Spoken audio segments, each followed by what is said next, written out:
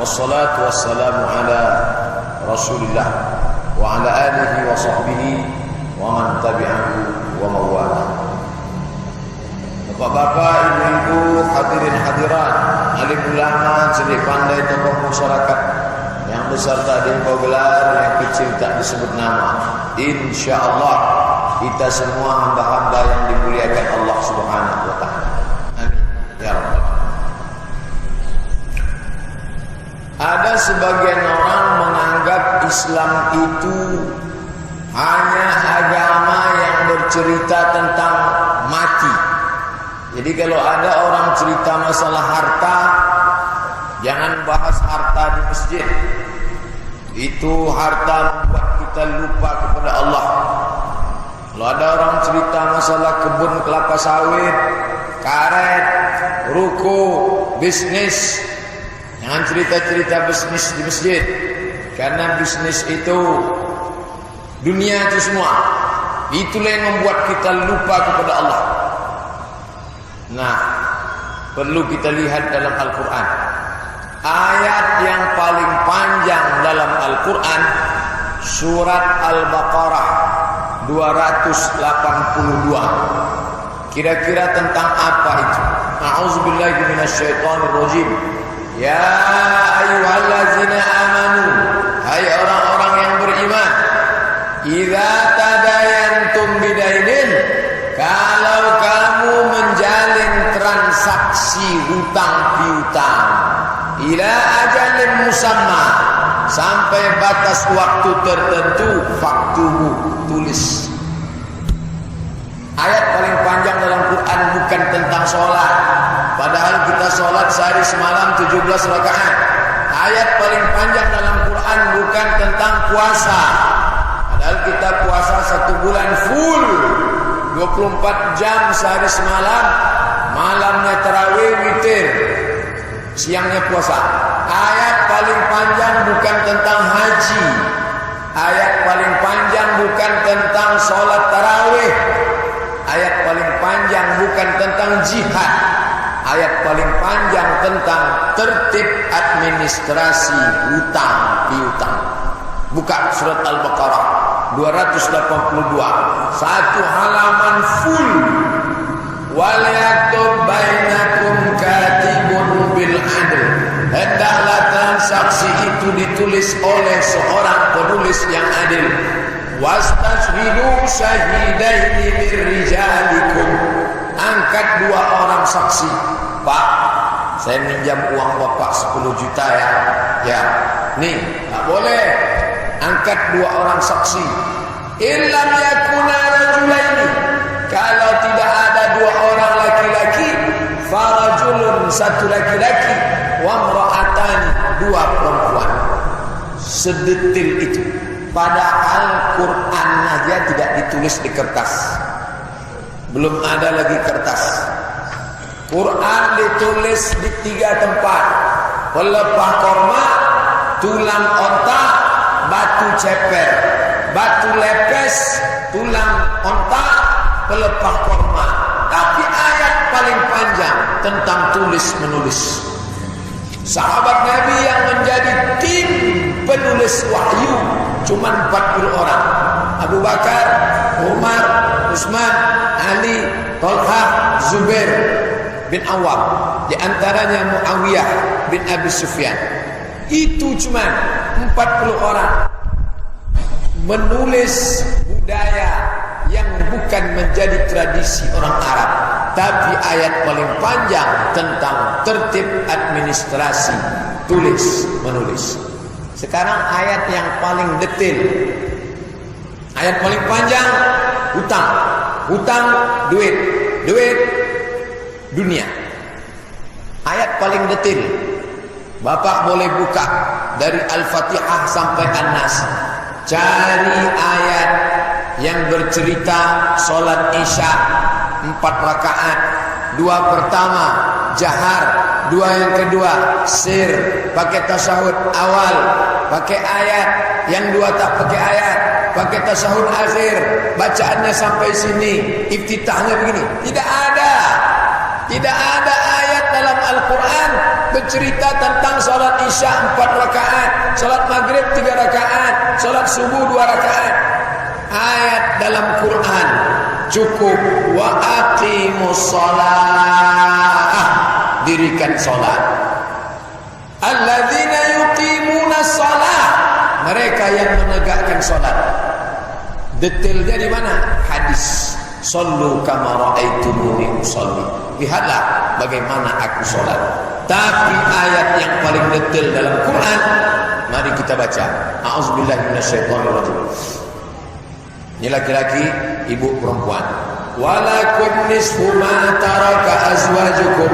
Hai para suami, kamu dapat setengah harta istrimu, illam yakul lahunna walad, kalau istri tidak punya anak. Fa in kana lahunna waladun, kalau istri punya anak, falakumur rubu', suami dapat 1/4. 1 miliar uang ibu, bapak dapat setengah, 500 juta. Tapi kalau ibu selama nikah ada anak, maka bapak dapat 1/4, 250 juta. Sebaliknya, walawun narrubu'u illam yakul lakum walad, kalau tidak ada anak, istri dapat 1/4. Fa in kana lakum waladun, tapi kalau ada anak, falahunna sumunu, istri dapat 1/8. Sepernya dibahas secara detail. Apa itu? Harta. Jadi kalau ada orang Islam tak mau cerita harta, malam ini pengajian kita judulnya adalah tentang sakratul maut. Keluar dari masjid tak ada cerita harta. Pak, gimana kebun kelapa bapak? Oh, usah cerita-cerita kebun kelapa. Kita mau mati besok. Ini anak-anak KKN ditanya, udah semester berapa dek? Semester 6, mau semester 7. Habis menulis skripsi, iya.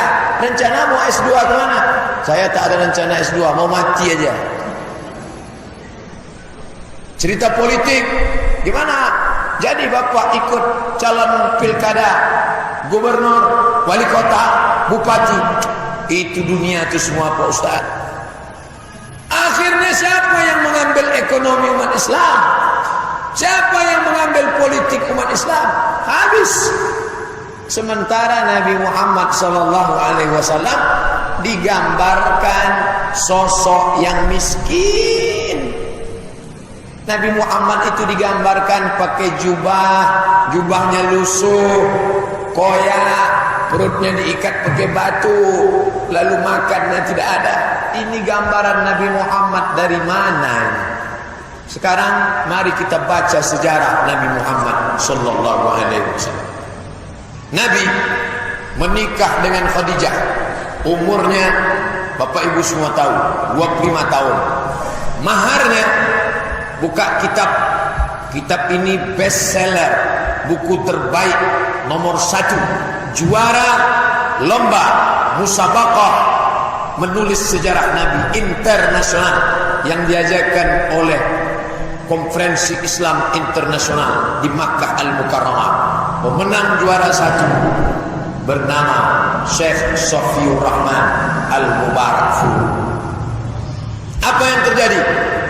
Di dalam bukunya berjudul Ar-Ra'iq Al-Maktum diceritakan Nabi Muhammad sallallahu alaihi wasallam menikah dengan Khadijah, maharnya isruna bakarah. Isruna bakarah, 20 ekor onta. Onta tidak terlalu mahal, yang tidak terlalu rendah. Bakarah onta muda sekitar 35 juta.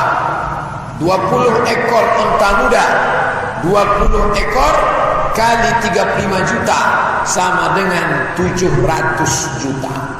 Itu mahar Nabi menikah dengan Khadijah. Kira-kira nih, kalau ada anak lajang di Tanjung Pinang, umurnya 25 tahun, nikah, maharnya 700 juta. Orang kaya apa orang miskin? Orang kaya. Mana ada anak muda nikah, umur 25 tahun, maharnya 700 juta. Lalu anak yang miskin itu siapa? Yang miskin bukan Nabi Muhammad. Yang miskin itu umat Muhammad. Maharnya berapa? Aku terima nikah dan dengan mahar seperangkat alat sholat dan kitab suci Al-Quran tunai. Mohon maaf, banyak ibu-ibu menyesal malam ini. Baru tahu kalau mahar Nabi 700 juta. Apa boleh buat? Tak bisa diminta lagi. Nasib baik bapak dulu masih mau diterima seperangkat alat sholat dan kitab suci Al-Quran. Tapi biar muda-muda yang masih kuliah, dia sudah tahu kaji malam ini, jangan minta mahar yang mahal. Perempuan yang paling bagus yang maharnya rendah, tapi jangan sampai murah. Pak Ustaz, boleh tak nikah maharnya sepansang sendal? Boleh. Apa salahnya? Apa yang bisa dijual bisa dijadikan sebagai mahar. Tapi kalau nikah pakai sendal itu bahaya. Karena rumah tangga ini tak selamanya adem ayem. Coba nanti kalau dia pas kelahi, bertengkar. Alah ente ku nikahi pakai sendal aja kok dulu. Oleh sebab itu pakai barang yang berharga.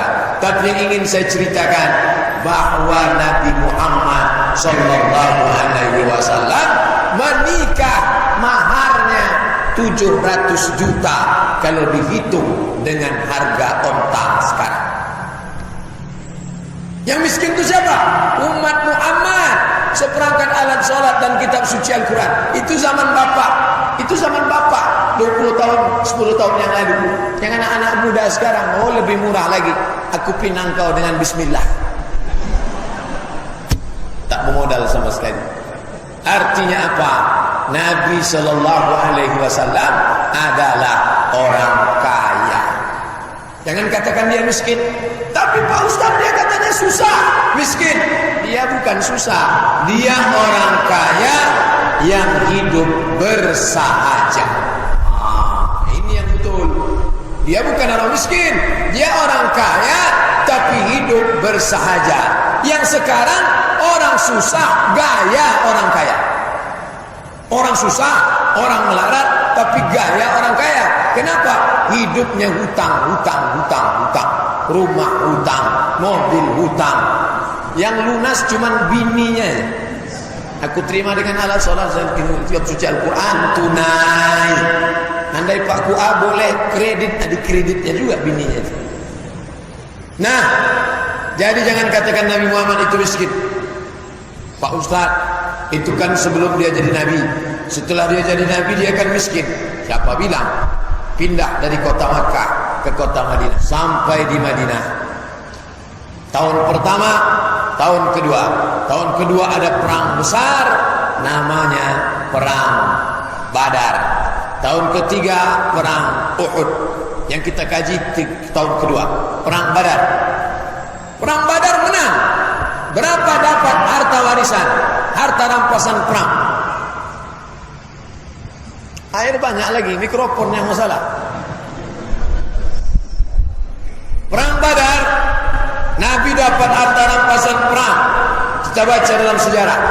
La taqillu an khamsina alfi dinarin zahabin. 50.000 keping uang dinar.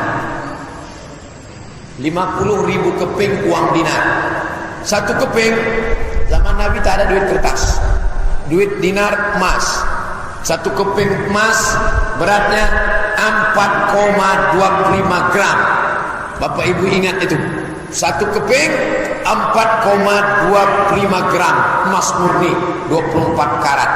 Kalau kita total sekarang taruhlah 2 juta. Berapa harta waktu itu dapat? 50.000 keping kali 2 juta. 50.000 keping kali 2 juta sama dengan 100 miliar.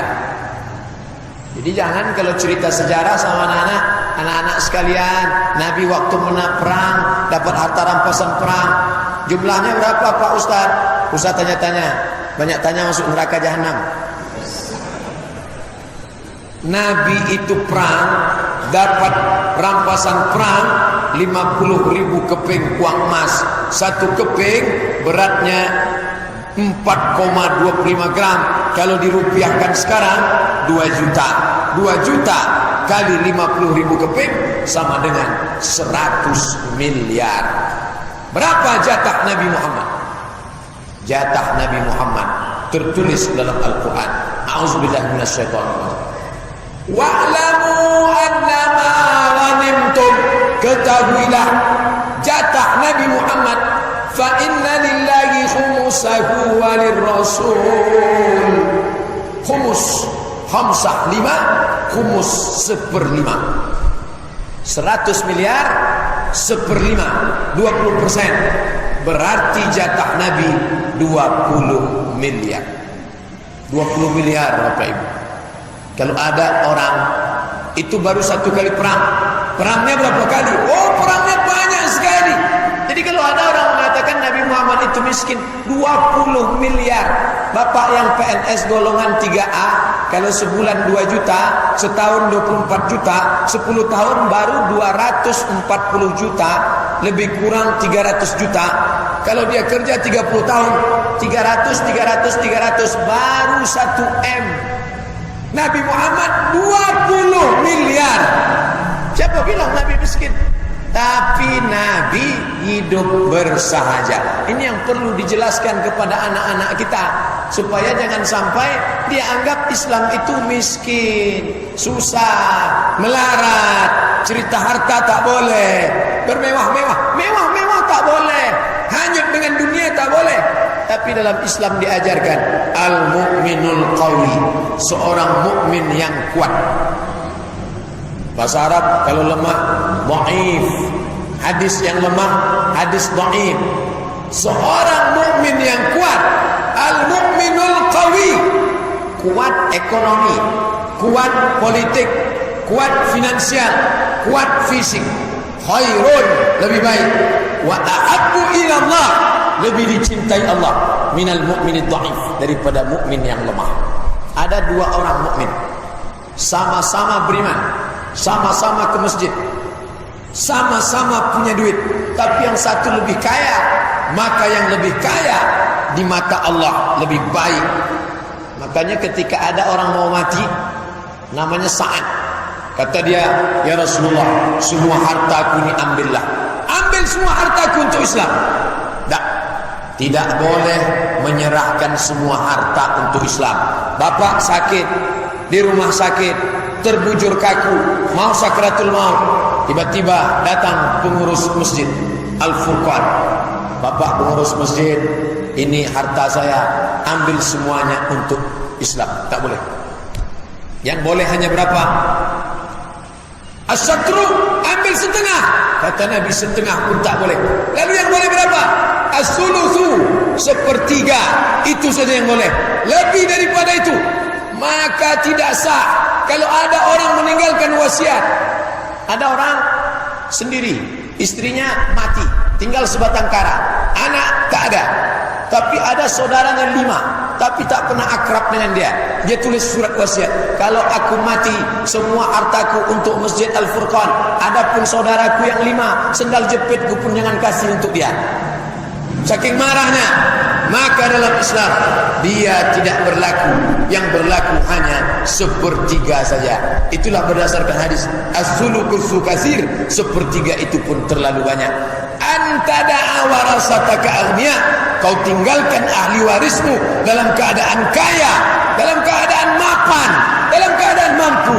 Khairun, lebih baik, min antada'ahum alatan, daripada kau tinggalkan mereka miskin, susah, melarat, yatakaffafuna 'alan nas, meminta-minta, menjadi pengemis, menjadi peminta-minta. Sekarang kalau ada pemilihan wali kota Tanjung Pinang, lalu kemudian ada serangan pajar, 1 amplop 100.000. Saya yakin bapak-bapak yang mapan ekonomi ini suaranya tak bisa dibeli. Melihat kemampuan ekonomi bapak ibu, saya yakin 100% suara bapak tak akan bisa dibeli. Pak, coblos nomor 1, ini 100.000. Enggak, kami mapan. Secara ekonomi kami mapan.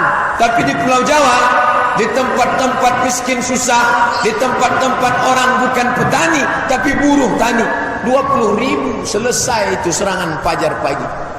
Kalau bapak-bapak ada yang ngasih 100.000, tolong coblos saya. Enggak. Kalau 1 juta, tunggu istikharah dulu. Artinya apa?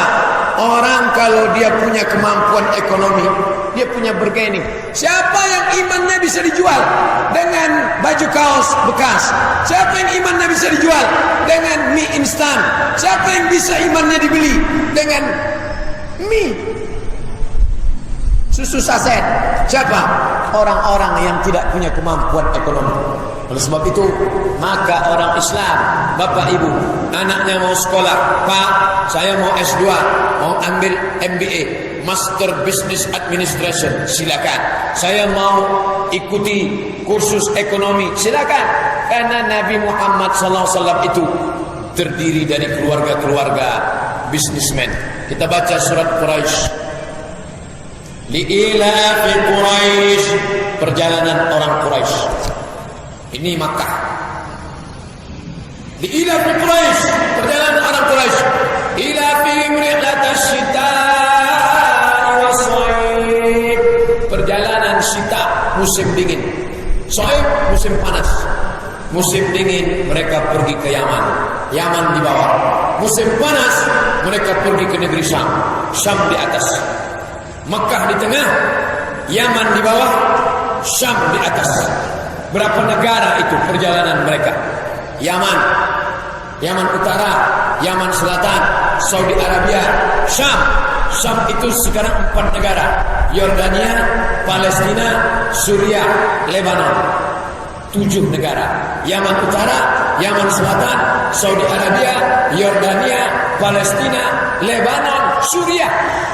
Abu Bakar, Abu Talib, Abu Lahab, Abu Jahal, Abu Sufyan, itu bisnismen 7 negara, ekspor impor.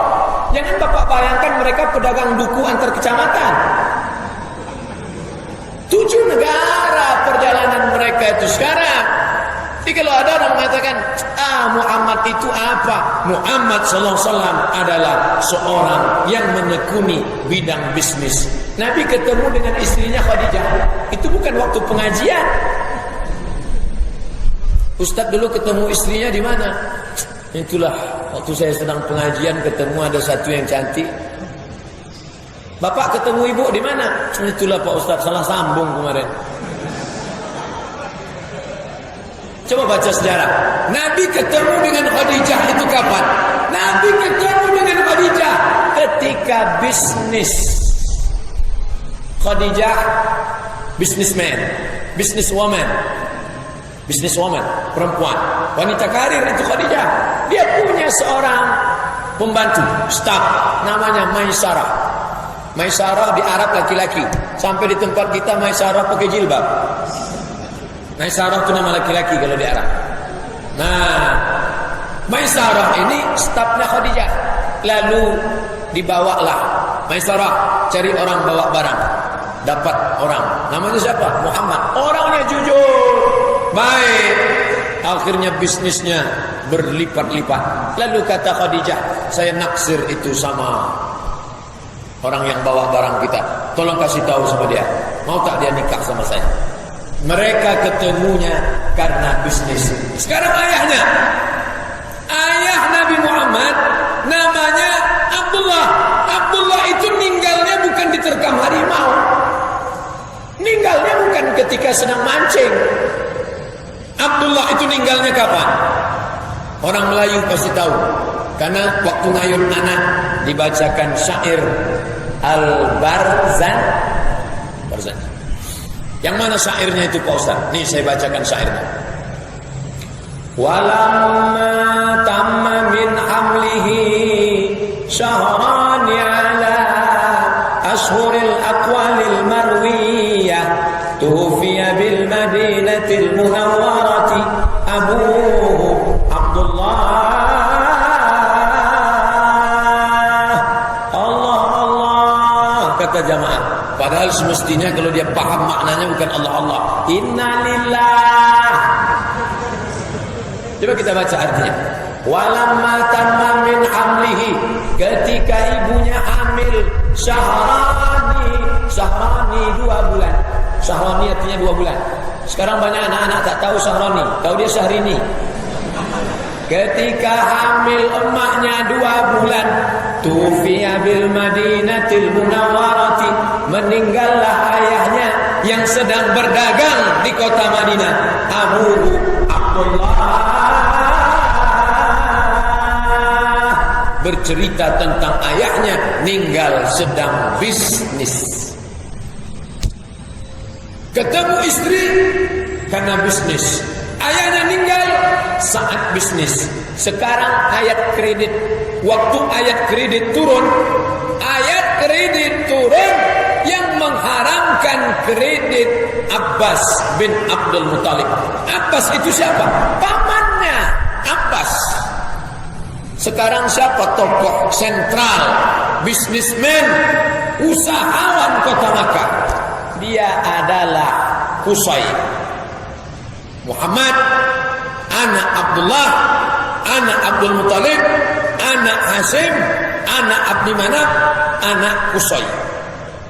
Abdullah, Muhammad, anak Abdullah, anak Abdul Muthalib, anak Hasim, anak Abdi Manaf, anak Qusay.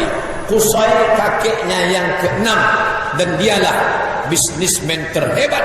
Dialah yang membangun Darun Nadwah. Darun Nadwah adalah balai pertemuan, lembaga adat Melayu, lembaga bangsa Arab. Itu dibangun oleh Qusay. Karena Qusay orang paling kaya dan dia adalah datuk yang ke-6 Nabi Muhammad sallallahu alaihi wasallam. Jadi keluarga ini adalah keluarga bisnismen. Makanya yang membawa Islam ke jazirah, dari jazirah Arab ke negeri semenanjung Melayu, dari mulai ujung Aceh, Pulau Sumatera, masuk ke Sumatera Utara. Di Sumatera Utara ada 4 kerajaan Melayu: Melayu Delhi, Melayu Langkat, Melayu Asahan, Melayu Serdang. Masuk ke kerajaan Riau, ada Riau Lingga, ada kerajaan Siak, ada kerajaan Pelalawan, ada kerajaan Indragiri. Langsung ke kerajaan Jambi, masuk Sumatera Selatan, Palembang. Itu semuanya adalah dibawa oleh ulama yang juga berdagang. Jangan ikut cerita snob grogi. Dia pakai sorban, dia pakai jubah, dia panjangkan jenggot, dia belajar di Makkah 6 bulan dengan nama Abdul Ghafur, Syekh Abdul Ghafur. Datang ke Aceh, dia obok-obok Aceh. Setelah Aceh kacau, lalu dia balik lagi ke Bandung, nikah dengan orang Jawa Barat, dan kembali ke Amsterdam, Belanda. Dia balik ke nama aslinya, Snoghorgrogi. Dialah yang sudah mencuci otak orang Indonesia. Serahkan ekonomi pada Cina, serahkan politik pada Belanda, urus jenazah sama orang mati saja. Tuh, 3 itu dia bagi. Serahkan politik pada Belanda, serahkan ekonomi serahkan jenazah pada orang Islam. Maka jangan heran. Jadi kalau ada ustadz ceramah malam ini, pengajian kita adalah membahas berapa pertanyaan mungkar nakir. Besok kajian kita adalah bagaimana meniti titian Shiratal Mustaqim. Itu tidak salah. Tapi bagaimana orang mau berhasil akhirat kalau dunianya morat-marit? Makanya fikih itu dibagi. Ada fikih ibadah, bagaimana cara sholat, bagaimana cara wudu, bagaimana cara tayamum, bagaimana cara tawaf, bagaimana cara sa'i. Fikih ibadah. Ada namanya fikih siasat, bagaimana cara mengangkat sultan, bagaimana cara menjatuhkan sultan, bagaimana cara mengangkat majelis syura, bagaimana mengangkat ahlul hadis wal aqli. Ada namanya fikih jihad, kapan waktunya berjihad, apa unsur-unsur jihad, kapan waktunya berjihad. Ada namanya fikih muamalah, utang piutang, gadai menggadai, perjanjian mudharabah, perjanjian murabahah, perjanjian transaksi jual beli. Ini yang jarang dikaji di masjid-masjid sekarang. Saya mau tanya, bukan mau ngetes, sekedar mau tahu informasi. Tolong Bapak catat di kertas, sebutkan nama masjidnya. Apakah masjid raya, apakah masjid agung yang mengkaji fikih muamalah? Jarang. Di Pekanbaru Pak Ustaz, saya ada beberapa tapi tak banyak yang mengkaji fikih muamalah. Yang banyak dikaji orang. Saya kalau mengaji pengajian, selanjutnya kita buka tanya jawab. Apapun nama pengajiannya, pas tanya jawab, paling-paling yang ditanya, Pak Ustaz, Al-Fatihah nyampe enggak untuk orang mati? Ada pertanyaan, Pak Ustaz, boleh enggak baca Yasin malam Jumat? Ada pertanyaan, Pak Ustaz, kalau sentuhan dengan istri batal enggak wudu? Pak Ustaz, subuh baca kunut atau tak baca kunut? Kita dihebohkan dengan kunut tak kunut, bismillah sir, bismillah jahar, doanya sendiri apa bersama, zikirnya kuat apa pelan. Dihebohkan dengan khilafiyah. Adapun kajian muamalah tidak tersentuh sama sekali. Padahal kita makan. Saya diajak makan. Bapak Ibu makan. Nasinya dari mana? Bismillahirrahmanirrahim. Allahumma barik lana fima razaqtana wa qina azabannar. Masuk ke dalam mulut. Nasinya halal, tapi dibeli dari uang haram. Dari mana? Riba. Transaksi riba. Tidak ada Islami. Pak, pinjam uang Bapak berapa? 10 juta. Saya mau ternak ikan. Terus nanti saya bayar insya Allah. Berapa bayarnya? Saya bayar 1.200.000. Tanpa kita sadari, kita sudah terjebak pada praktek riba. Lalu kalau riba bagaimana? Dalam hadis dikatakan, dirhamun minar riba. 1 dirham. Uang emas namanya dinar, uang perak namanya dirham. 1 dirham dari riba asyaddu min saddatin wa salasina zaniyah. 1 dirham riba lebih hebat, lebih dahsyat, lebih ngeri daripada 36 zina. 36 zina tidak ada apa-apanya dibandingkan 1 koin dari riba. Tapi jangan kaji ini dibalik. Balik dari sini, aku berzina tadi, asal jangan makan riba aja. Oh jangan. Auzubillah. Zina haram. Ada yang lebih haram lagi. Apa kata Nabi? Dirhamun minar riba. 1 dirham dari riba asyad, lebih ngeri, lebih dahsyat, lebih hebat daripada apa? 36 zaniyah, daripada 36 zina. Kenapa 36? Zina. Itu di bawah, di atasnya riba.